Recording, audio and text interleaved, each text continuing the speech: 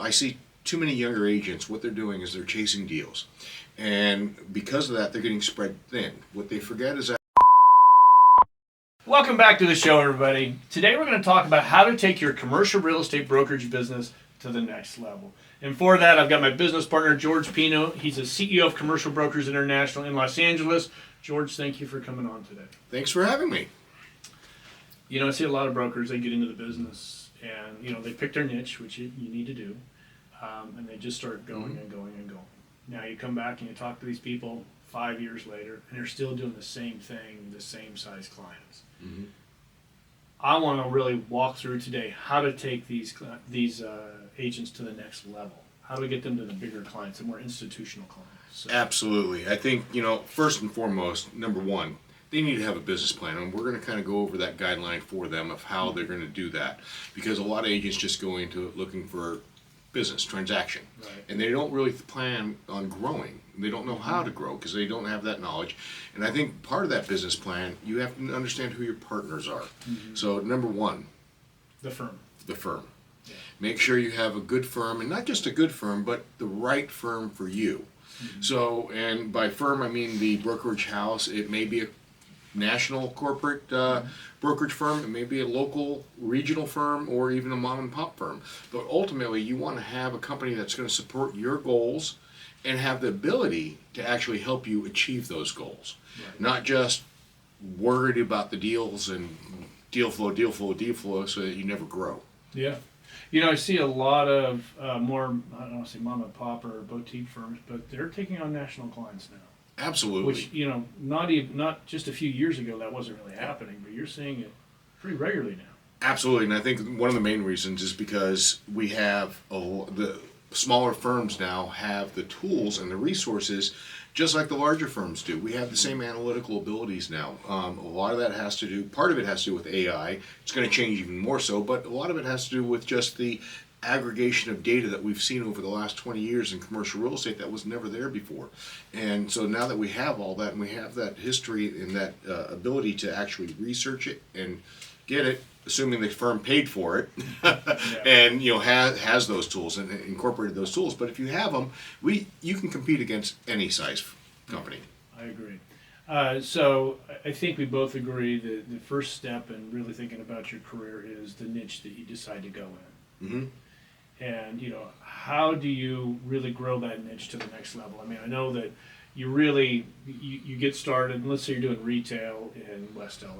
You pick your asset class, you become the go-to person because you know all the stores that are going in and out of your community, you know, how many square feet are available right now, how many are leased up, average time on the market, pricing, everything. Mm-hmm. What next? What next? Now that I know my niche, I know everything about it, I know everything about the community, what do I do now? Well, I think in addition to that, you have to be the professional in the field. Okay, so you have to know not just everything in the community, but also what's happening within the overall region, but national level as well, because that's how you're going to add value to your clients, whether they're the landlords or whether they're the tenants. So you're looking at the changing demographics and also projecting what's happening, because we have to remember, especially if we're doing leasing like you're talking about, those leases can affect a building for 5, 10, 15, 20 years. So we're not just looking at today, but looking at what's going to happen, and how you're going to really set yourself apart is being able to effectively talk about what is happening today, what is expected to happen, and where they're going to come in. And that with that, then you should be able to attract more national tenants as well. And then you can start building on your client base that way and growing it on the national side. Because once you show them that you have the ability to identify value add opportunities, then the larger companies will start coming to you as well. Yeah, I think so too. How do I start studying on those more institutional clients? I mean, I know that you're doing single tenant at least, so you're looking at BizNow, Globe Street. I know you're looking at all those. QSR magazine, Absolutely. FSR magazine. Where else can I go? You know, a lot of it is also just looking at, it's not just reading the news, it's understanding the news. So, there's a lot of different news sources out there. You talked about some of the major ones like Globe Street, Plain Vanilla Shell, things like that for our industry. But also look outside the industry. You can look at the Los Angeles Business Journal if you're in Los Angeles, or the Dallas Business Journal if you're in Dallas. It's going to give you insight into what is currently happening, but more importantly, what the developments are going on. So, with the developments, you're going to see a change in the traffic flow, the flow patterns, the demographics, everything within that area. Question is, how are you and your clients going to take advantage of that? Because if you can take advantage of that and show how you're going to be able to, that's how you add your value, and that's how you lock in clients for life and then grow your business to, they'll be known. This is the person I need to go to in this area, in this neighborhood for this. But then you're going to also start getting calls in. For instance, I am Los Angeles based, but I recently got a call from a client asking me to help them advise on a lease renewal for a Citibank in Chicago. Right. And it's, although Chicago's not necessarily my market, Citibank and STNLs are. Yeah. So I can understand what they're doing and how they're going about it, and I can add that value into it.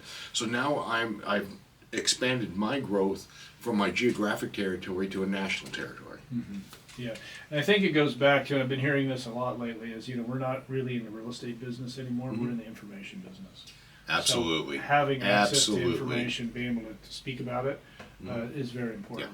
Let's move on. So the processes and systems put in place, I think that's going to help you really grow. If you try and do this, if you just jump into being a commercial broker, and there's, like you said, a business plan, there needs to be a system that you're moving through this with. Walk me through how you think that can be an integral part to growing your business. Okay. Well, I think that you have to look at structure and organization, and I think that is not just can be, but I think it is an integral part for growth. Because ultimately, I see too many younger agents, what they're doing is they're chasing deals. And because of that, they're getting spread thin. What they forget is that, every time you stop, you're working on something and you stop and you look at something else and you go back to that project, it takes a good 8 to 12 minutes, depending on the person, to get back into the flow of things and figure out where your train of thought was going. So every time you stop, you're wasting time.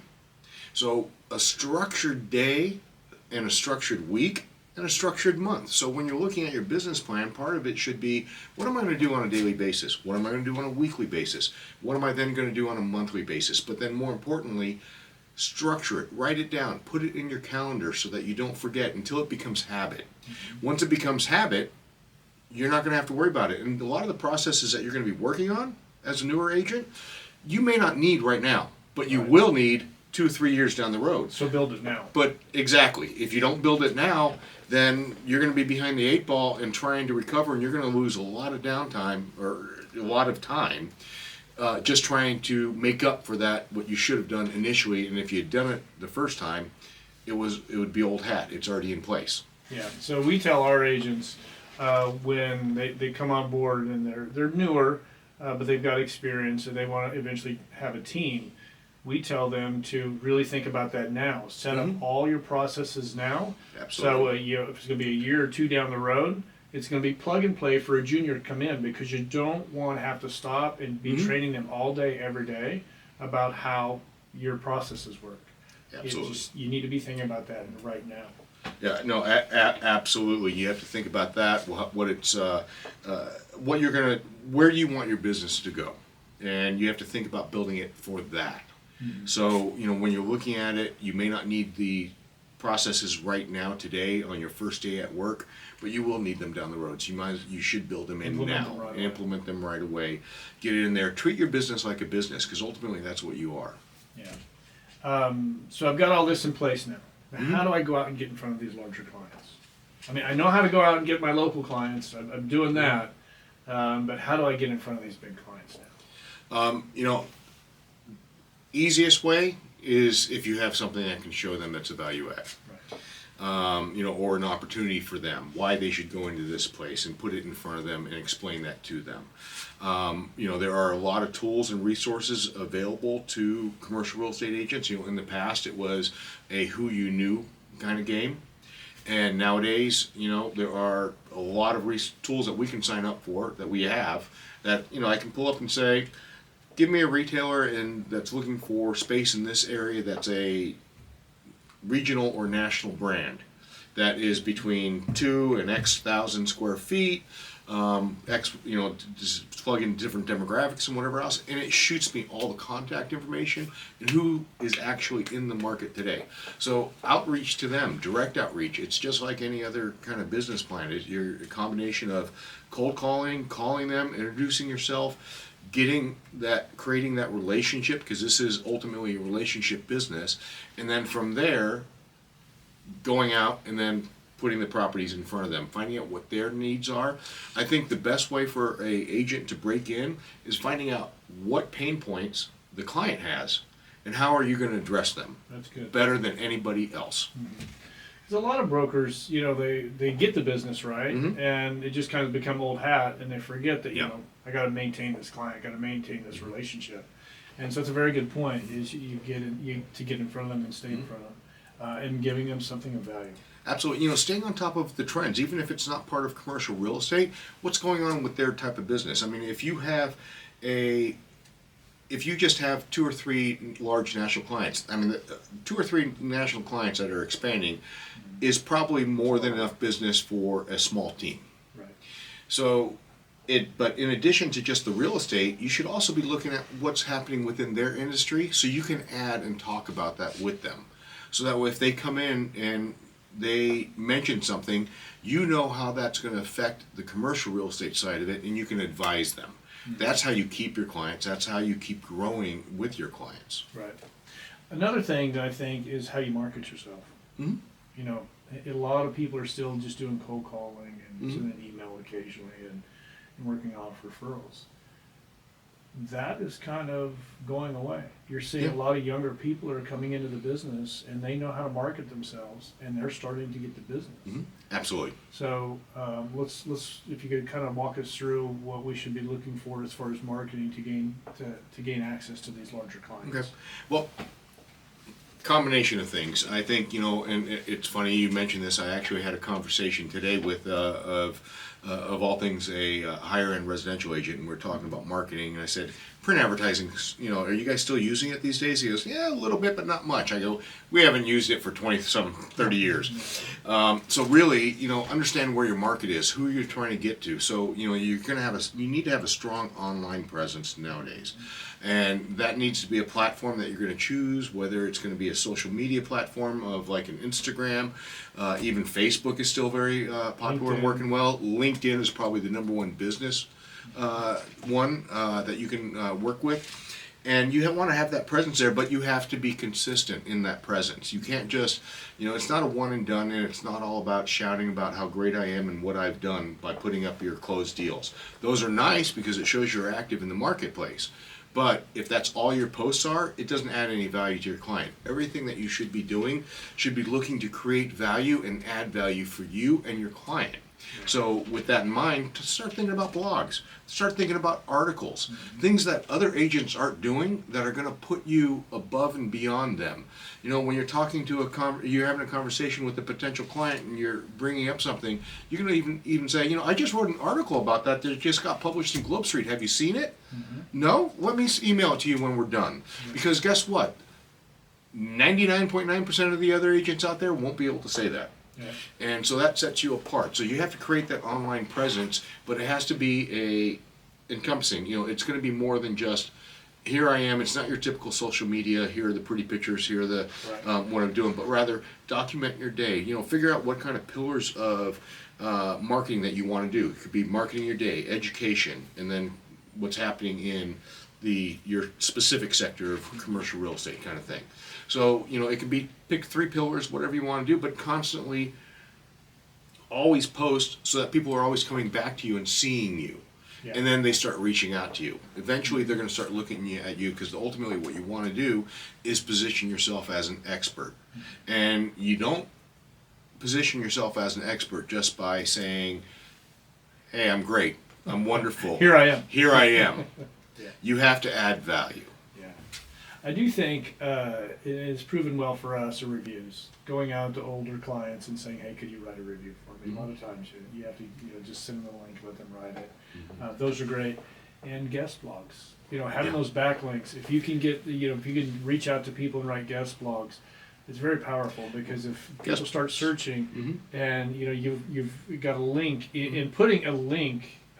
Working a link about your to your website or to your YouTube channel, whatever you've got, into the blog, insert it in there, so you've got that backlink. Very powerful stuff. Absolutely, and not just blogs. Also, I would say that you want to look at guest podcasts, things like that. Anything that's going to be able to promote you as an expert. So if you're being interviewed on a podcast in commercial real estate, people are going to assume that you're the expert. Yeah, yes, and I'm all for that. It depends on the podcast too, yes. I agree. But you better know... And the subject, absolutely. You better know the subject, because there's nothing more telling than a camera staring at you and you're not knowing something. Well, it goes back to what we talked about, the continuing education. Yeah. The continuing education should be, again, all-encompassing, both on the micro scale of what's immediately happening on your submarket in real estate, but also on more of a macro scale when it comes to the general U.S. economy, the foreign economy, how it all interacts and how it's going to affect you on the local level. Yeah. So the continuing education, and not just with that, but also with new technologies that are coming out. Embrace them, because you know what? If you don't, you're going to be left behind. Yeah. I put a post out the other day, and it was something along the lines of, the day that you stop learning your business is the day you start learning a new business. And that's really true, because especially right now in commercial real estate, there's a lot of new technologies coming. AI is going to change us a lot. Our industry is going to change a lot because of AI. If you're not learning how to implement it in some way, you're going to get left behind. As we saw by taking that call the other day with that AI machine, it was amazing how that thing was interacting. And it's not even done yet. Yeah, no, I think AI is definitely going to be a huge game changer. A lot of people are afraid of it, saying it's going to it's intimidating. Kill our industry. So I just think it's just intimidating. I think if anything, it's going to make us more efficient. So, and really help us to find deals better. Yes. It'll help us to identify potential opportunities better. But again, it's much like Google, right? Google was a game changer, and I don't mean the company itself, but just the search engine. But ultimately, it's how you Google. So it's not it's what you prompt to get the information back, and the same is going to be true with AI. Junk in is going to put junk out. So you have to really still know your market. You can't just, hey, AI's taking over, so I'm going to let it and I don't need to learn. You have to know your market. You have to be able to prompt it correctly and take advantage of the way it thinks and translate it to how the way your client thinks and the business thinks, and then that way we can then create the value. Yeah, it's AI it's not just learning what it does. It's really the prompting is the key to this whole thing. So you really have to study both parts of that. It's Absolutely. Very important. I think one thing with real estate, and we're getting with all this social media and the marketing way we do it, we forget that it's a relationship business. It's staying in touch with your old clients, building relationships with new ones. You've got to really make an effort to really, especially the new ones, you want to be out there and building a relationship with them and understand where they're coming from and how to bring value. With your past clients, follow up with them constantly. Always be looking for something that you can talk to them about. And there's going to be something in the market, maybe where they own properties, or you can go back and say, hey, did you see this property came on the market? Just send it over to you. But I think we need to really remember that this is a relationship business. It absolutely is a relationship business, and I think what people don't realize is how many different relationships that this business can have. And you want to foster all of them. What I mean by that, a lot of times agents will look at, well, my relationship is with a client. It's a fiduciary relationship, and that's it. And they kind of look at that relationship. But you have relationships also with vendors. You have relationships with other brokers. You have I can tell you a lot of my deal flow comes from brokers I've worked with that are sharing me deals that are off market because they know I have a good, stable client base that can perform. So I'm seeing the, some of the properties ahead of time, but I wouldn't have that, and I wouldn't have the deals happening if it wasn't for the relationships I have with those brokers. I mean, I can pick up the phone and say, hey, I'm to dozens of agents around the country and just say, I have a client looking for this. Do you have anything coming up? And they're going to let me know. And more importantly, they're going to share information like, I don't have it, but this guy over here, I saw this coming up. So, and they'll make the introduction. It's all about the relationship. Okay, Yeah. It's about staying in communication, responding to people, following up, and it's not just the relationship with the agents, but also your vendors too, because your vendors can help out quite a bit. Refer your business. They refer business, but also they will help make deals happen. So foster those relationships, because ultimately that's the one thing AI can't take. Yeah, Is relationships. Exactly. Well, I kind of saved the big one for last because I think this is probably one of the most important things, and that's analyzing everything that you're doing to grow your business. Absolutely. There's an old saying, what isn't monitored isn't managed. Yep. So, what you really should do, and not just, some people would say, take a look at your day, how'd your day go? What it do, and what I do, what did I not do. Some people say do it on a weekly basis, do it on a monthly basis, or just analyze it, or even analyze each deal. Take a look at the deal. What could I have done better? Where were any hiccups? I saw a little bit of this happen, so in the future maybe that might be a red flag that something may happen down the road. So you're analyzing everything that happened in the deal, the good and the bad, and then more importantly, how am I going to utilize that to make my job more efficient in the future and do a better job? This could also go down into your business development. Yeah, Well, actually, the most important part. I shouldn't have said that this could. It should. Yeah. But it's also one of the areas that younger agents don't like, because they don't like to put that mirror in front of them saying, what did I do wrong? What could I have done better? And ultimately that's what you're doing, because we're all, for the most part, independent contractors here. And the only person ultimately that we end up being responsible for is ourselves. Right. And if you can't look at yourself in the mirror and say, what did I do wrong? What did I do right? Then you know what? It may not be the right business. Everybody that has run a business, you have to analyze what you've done. If you're newer and you're cold calling and you're struggling a little bit, and change your pitch. Change it multiple times. See what's working for you. Analyze it. See, okay, this one's a lot better than the first one I was trying. For social media marketing, if you've got content that was pulling very well and all of a sudden it fell off, go in, look at your analytics, and go find what was performing the best and do more of that. It's the key. The one thing I'd like to add, not just on if something happens that's negative, but also look at what's working. Yeah. Look at the positive. If everything's going smoothly and you're growing like crazy and it's going, why? Make sure that the reason why is you're not just riding a wave of what's happening in the local economy and marketplace, and that wave may end, but you're actually building something. Yeah. Analyze it. Determine why. That's one of the biggest and hardest things to answer in our industry is why. Well, George, thank you for taking the time to come in today. This was a lot of great information. Well, thanks for having me. You bet. Now, I'll probably get you back on here pretty soon, so don't stray too far away. For those of you watching, if you could, please give us a like, and if you haven't done so, make sure you subscribe.